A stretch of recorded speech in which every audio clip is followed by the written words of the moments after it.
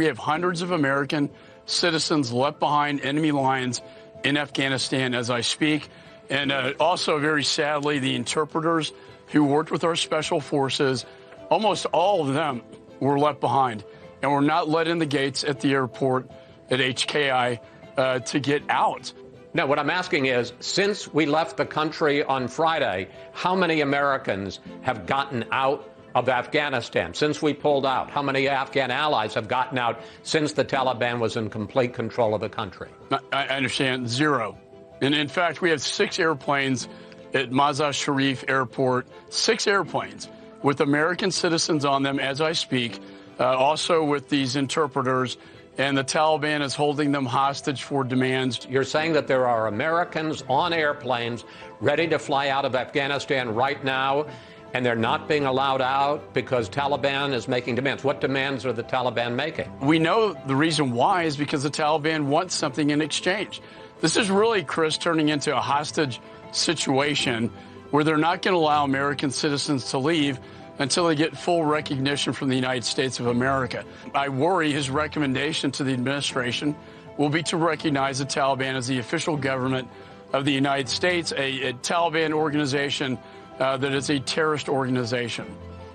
There's been days where, I think to myself, like, am I going to make it home? Am I going to end up living here?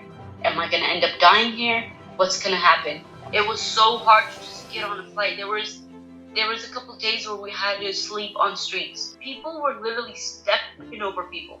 That's how bad it was. They told us, go to a certain location, you will be picked up. And this is from the State Department. You will get picked up. Go there. And it was in the middle of the road across the airport.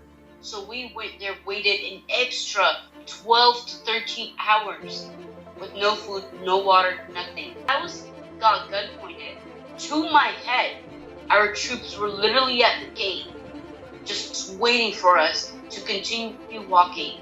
And they had blocked us. And there was a time where, I went past them and I started walking as fast as I can. And they started shooting right by my leg and told me to come back, or they were shooting me. I was not going to leave without my husband because I knew in my heart I was never going to, step a foot back in Afghanistan once I go home. And I'm pregnant, and definitely my child is going to need a father. I'm going to need a husband by my side. I don't even think I'm going to be able to go. I definitely lost up hope. If I was only 15 steps away from the airport and I was told people are going to come out of the airport to get me, so what hope am I supposed to have now? We are learning there are still Americans stuck and struggling to get out of Afghanistan. Joining us now is David Fox, who runs a marketing firm in Kabul. He and his Afghan wife and son have been desperately trying to get out of that nation, but they are still there tonight. After many days of, waiting and trying to decide what to do without any notice from the U.S. government about evacuation flights, we decided, on the advice of my State Department friend, to make a run for the airport.